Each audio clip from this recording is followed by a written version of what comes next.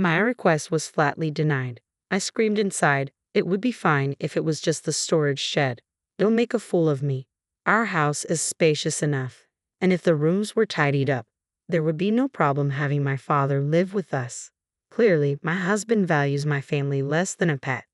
Well then, I will sincerely clean up the storage shed and renovate it.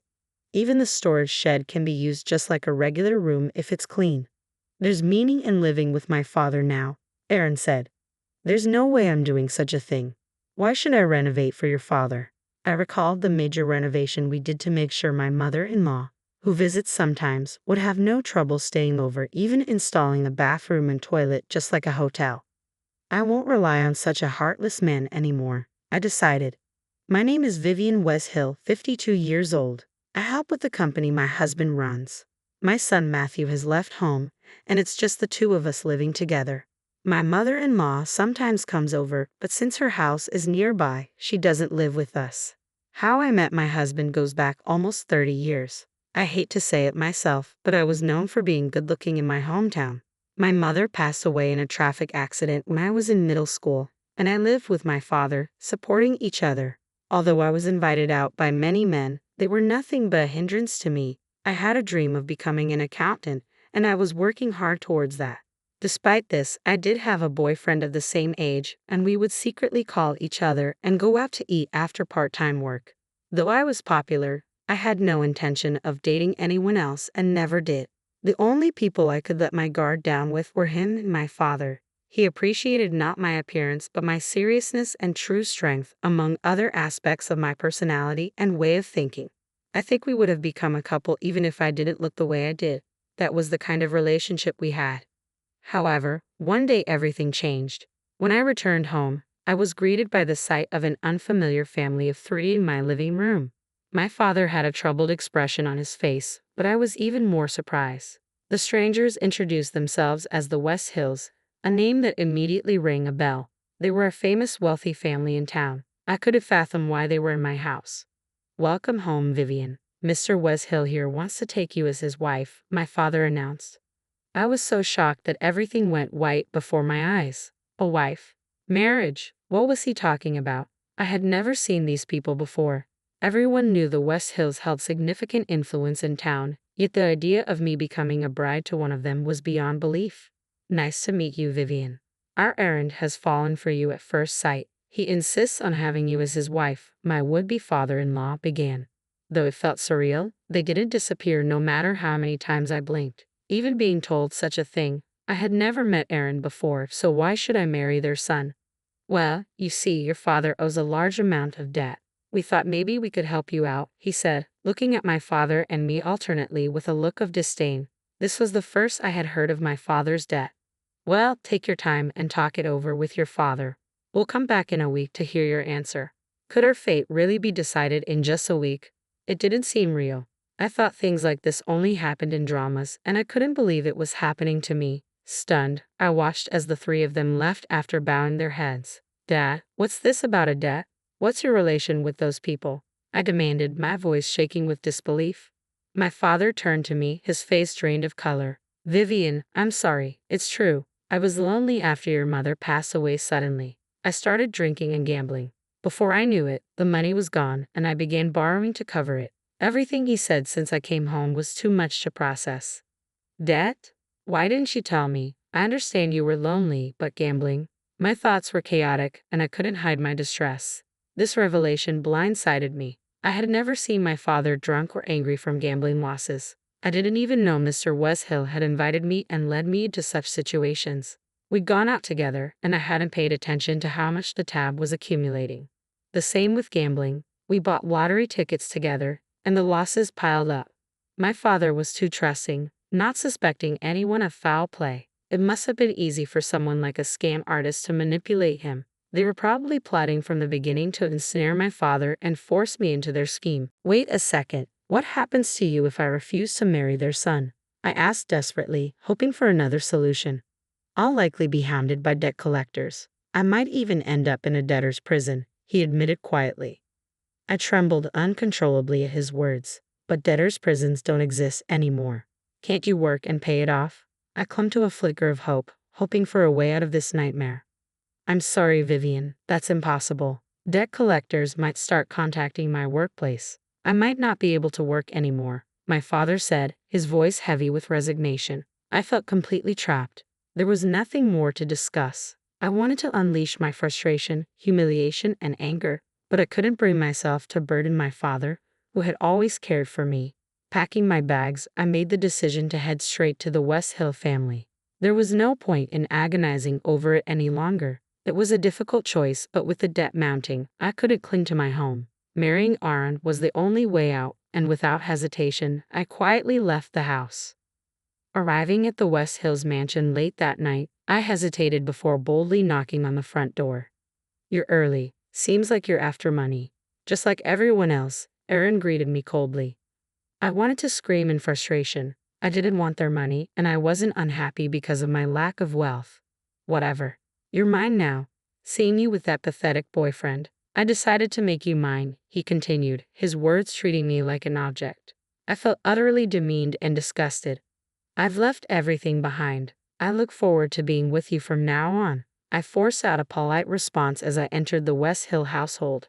From that point on, everything became a blur. Emotionally drained by my father's betrayal and the loss of my beloved boyfriend, it all seemed like a whirlwind. I vaguely remember a lavish wedding with local dignitaries in attendance. The image that sticks with me is the weary expression on my father's face, who hadn't been gone long since I left home. Seeing him like that erased much of my bitterness towards him. Resigned to my fate, I resolved to change my perspective and make the most of my married life. Little did I know, it was the beginning of a living hell. I found myself shouldering all the household chores and expected to assist with the family business from morning till night. On top of that, the pressure to bear children weighed heavily on my mental state. My mother-in-law constantly criticized, haven't cleaned properly, no children yet either. My husband, initially kind, grew indifferent, showing no concern. This was far from the sweet married life I had envisioned. You're completely useless. A woman from the club would be better. Just quietly do your job and chores. Aaron's words cut deep, reducing me to a mere housemaid in my own home. Soon after, I became pregnant, enduring severe morning sickness without any sympathy. You're getting fat, just do your chores properly. I don't know why I married you, his disdainful remarks continued. I resigned myself to the reality of never being valued in this household. No matter how hard I worked, I would always be seen as nothing more than a servant due to my humble origins. It was infuriating, but for the sake of my unborn child, I endured. When I finally gave birth to a son, Matthew, Aaron, now with an heir, rarely came home. When he did, he reeked of perfume and alcohol, likely from his time spent at clubs. Ironically, I found solace in raising Matthew. He grew up healthy and was a joy to raise, despite my mother-in-law's persistent comparisons to Aaron. I was grateful Matthew did not emulate his father's behavior. Matthew had dreams of becoming a doctor, and when he left for university, I felt a profound emptiness. To fill that void, I threw myself into my work. Around that time, my father-in-law, who had treated me with respect, passed away. My mother-in-law moved to a downtown condo that he owned, inheriting his estate and enjoying her newfound freedom. With the loss of my father-in-law, who had been a source of support and care, I began to miss my own father more intensely. Taking advantage of Aaron's indifference, I reconnected with my father, finding solace in our renewed relationship. It was heartbreaking to hear my father's diagnosis of malignant lymphoma, given only 6 months to live. I couldn't accept it. No way, Dad, that can't be true. You're so lively. It's impossible that you only have half a year left. Just when we could finally be like father and daughter again. I can't bear the thought of never seeing you again. I protested desperately, but my father smiled kindly, accepting his fate with resignation. Refusing to leave him alone, I resolved to ask my husband if my father could live with us in our spacious home. I'm not ready to give up, but I don't want him to be alone, I told him. My father's happiness at hearing those words was palpable as he left with a gentle smile. For the first time since our marriage, I decided to confront Aaron. That night, as Aaron stumbled in drunk and reeking of perfume, I confronted him. He looked surprised to find me awake. What's the matter? Don't tell me you want some affection, he sneered, revealing his unchanged view of women as objects. I met his gaze and said firmly, Aaron, I have something important to discuss. My father has terminal cancer and only 6 months to live. I want him to live with us in this house. It won't be a bother to you. We can use one of the spare rooms. That's all right, isn't it? You'll agree to this request, won't you? Considering how rarely Arn was at home, I assumed he would acquiesce. But his response stunned me. Just leave that half-dead old man alone. I'm not having someone like that in the house. It'll ruin the atmosphere. Absolutely not. If you want to do that, you can leave. I have no intention of living with a sick person. His callous words pierced me deeply. My request was coldly rejected, leaving me feeling like I had plunged into an abyss. Fine then, the shed will do, I seethed internally. Don't belittle me. Our house is spacious enough, and cleaning up a room for my father wouldn't be a problem. We can live without crossing paths. My husband's regard for me and my family is lower than that of a pet. Well then, I'll seriously clean and renovate the storage shed. If it's tidy, it can serve just like any other room. There's meaning in having my father live with us now. There's no way I'm doing that. Why should I renovate for your father? From now on, you should be with me and take proper care of me, he retorted. Remembering the extensive renovations I undertook for my mother-in-law's visits, complete with a bathroom and facilities akin to a hotel, I resolved to no longer depend on such a heartless man. From then on, I threw myself into work even more, making time to visit my father whenever possible. Some days he seemed better, others worse. Seeing my father's face became essential for feeling alive each day. My only wish was for his recovery. Then, miraculously, my prayers seemed answered when my father exceeded his prognosis of 6 months. It felt like a beacon of hope had illuminated my life, encouraging me to embrace a more positive outlook. Nearly 6 months after my father's diagnosis, my husband returned home looking visibly shaken. His early return was unprecedented since our marriage. Sit down. I have important news. I've been diagnosed with cancer and the prognosis isn't good, he revealed. It dawned on me that his recent pallor wasn't just from alcohol or lack of sleep. Strangely, I didn't feel shocked. It felt like someone else's problem entirely. Everyone should take responsibility for their own health. Oh, remember when you said, leave that half-dead man alone? I'll do just as you said. You also said, if that's what you want, then leave. So, I'm leaving. By the way, I've already consulted a lawyer for our divorce, I declared calmly, walking away without a backward glance. It was a sudden decision, but one I didn't regret in the slightest. You don't have a penny, do you? Where do you think you're going? Leaving this house? You won't be able to live a luxurious life like you have been. You've been living off everything I've worked hard for, you inhuman. My husband's accusations echoed behind me as I packed my essentials and prepared to leave. His words no longer held power over me. I had been conditioned by my mother-in-law and husband's verbal abuse to believe I had to stay to protect this household. But ever since my father's terminal diagnosis 6 months ago, I had awoken to the realization that I couldn't continue like this. I had mentally prepared myself for divorce and leaving this house at any moment. I've worked so hard for you. Are you a demon, leaving me like this? Don't you have an ounce of gratitude towards me? His shouts continued, but they no longer affected me. I never desired a life of luxury. Having 3 meals a day and a place to sleep was all I needed. Ignoring his protests, I finished packing, left the house, and sent the resignation email I had drafted to the company president without hesitation. Resolving to settle everything with my husband and the West Hill family, I took charge. I had supported him for years while he barely worked, and now it was over. I had been in touch with a divorce specialist lawyer recommended by the company's advisory lawyer since discussing my father's situation 6 months ago. I recounted nearly 3 decades of events from before our marriage to the present day. The lawyer listened quietly as I poured out my story. When I mentioned that I had been working unpaid for the family business, the lawyer was genuinely surprised. The accumulated salary owed to me amounted to hundreds of thousands of dollars. After hearing my story, the lawyer was confident. The divorce should be straightforward. I had documented emails from other women and recorded instances of his verbal abuse on my smartphone, providing ample evidence of his misconduct. As if that weren't enough, the lawyer handed me photos of my husband's infidelity at no charge. With reassurance that everything would proceed smoothly, he likened the situation to being on a large ship, urging me to remain steadfast. So I let the lawyer handle my husband's angry calls. Everything would be resolved just by passing it on to him. I walked naturally with a smile, undisturbed by the barrage of calls, including those from my mother-in-law. She was likely fretting, questioning whether I intended to abandon everything while her precious son faced troubles. If she cherished him so dearly, she should manage him herself.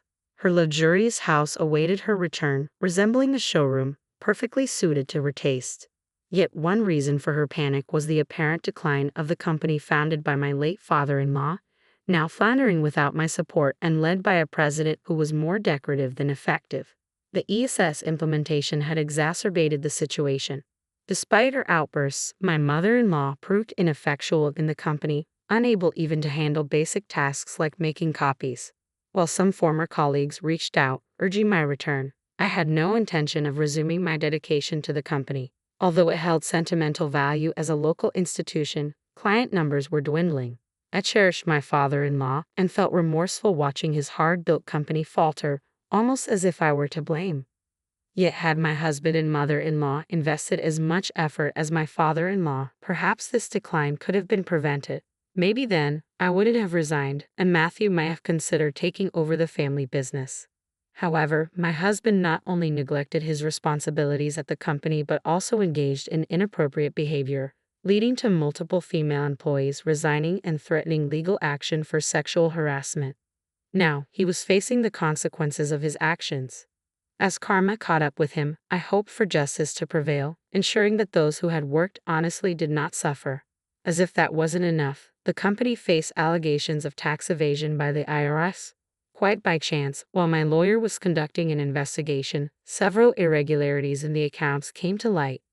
Further scrutiny revealed suspicions of my husband's involvement in embezzling funds. Reflecting on it now, it seemed odd how he managed to have so much disposable income. His salary alone didn't justify it. When I assisted with the accounting, I had been indifferent toward my husband's finances. I failed to notice the disparity between his income and expenditures. If I had questioned the source of his lavish spending, I might have uncovered the truth sooner. I vaguely justified his extravagance because I assumed he was wealthy enough to afford it. In reality, he had been misappropriating company funds, even siphoning off my own salary into his personal accounts. He engaged in kickbacks for contracts, bribes to secure deals, and made decisions that benefited himself over the company's interests. Exploiting lax oversight, committing tax evasion, and engaging in various forms of embezzlement, my husband's transgressions were manifold. Now facing the consequences, I awaited the court's judgment, hoping he would be held accountable for his actions. Whether justice would prevail before his health deteriorated remained uncertain, but I was determined that he faced the consequences of his crimes to the fullest extent possible. 6 months ago, I began auditing the books and meticulously copied them to safeguard evidence, which I promptly submitted to the IRS. My background in accounting proved invaluable in this process. To bridge the financial gap, my husband hastily sold the company to a large corporation and offloaded our sprawling mansion at a bargain price. Similarly, my mother-in-law opted to sell her condo to settle debts with both me and the IRS, downsizing to a modest apartment complex. Rumors swirled about my husband's extramarital affairs, suggesting he fathered several children for whom child support payments were now overdue. His reckless behavior, perhaps fueled by a sense of entitlement, belied a lack of foresight, despite possibly having life insurance. Meanwhile, my elderly mother-in-law, forced to work to cover her son's medical expenses, faced a stark reality of diminished social standing after years of looking down on others. With a sizable settlement, I purchased a comfortable condo in a convenient location. There, I joyously reunited with my father, and we began living together once more. Thanks to Matthew's connection to a renowned doctor, my father's health unexpectedly improved, surprising even medical professionals. Until recently, my father had been living with Matthew, contemplating hospice care or solitary living until I intervened. He had been saving a substantial sum for me, intending to repay my earlier debts. Moved by his generosity, Matthew respected my request for us to live together in his home, viewing my father with greater esteem than his own father ever garnered. It turned out that both Matthew and my father had quietly hoped for my divorce from my husband, and they were thrilled when I finally left. Their concern for me staying in a toxic marriage had been unnoticed by me until then. Before moving into my new condo, I lived with them, choosing a place close to Matthew's residence so he could visit my father regularly when I resumed work. My father eagerly bridged the generation gap with his grandchild, sharing stories of my childhood and reminiscing about my late mother, while Matthew opened up about his own background. Witnessing this bonding filled me with hope for a strong family connection. At the law firm that had supported me, I began a new chapter. Though not an accountant, my background proved beneficial in corporate cases where I assisted under the guidance of senior lawyers. I also started studying for a tax accountant qualification, believing that age was no barrier to learning. Meanwhile, my husband received a prison sentence, bringing a sense of closure and relief. Ironically, it ensured financial stability without worries about food or shelter. My mother-in-law, in contrast, moved in with relatives after her haughty demeanor crumbled. I navigated town, addressing past grievances against my husband, mother-in-law, and their troubled company. Witnessing the fallout from their abuses of power and harassment, I found solace in the fact that justice was prevailing. Returning home from work one day, I was surprised to find my father and another man waiting for me. "Welcome back, Vivian. I've brought someone who wanted to meet you," my father greeted me warmly. It was my ex-boyfriend, the person I had truly loved, recognizable even after nearly 3 decades apart. My father explained that he had apologized to him soon after I moved out, and my ex-boyfriend had patiently waited, knowing I needed to find my own path. "Vivian is a hard worker. I waited a long time for this," my ex-boyfriend said with a gentle smile. Matthew, who had also been aware of my feelings, stood by silently supportive. It became clear that these three men, who cherished and understood me deeply, had been silently watching over me all along. With joy in my heart, I embraced the opportunity to live with those who mattered most: my father, Matthew, and the man who had always held a special place in my heart.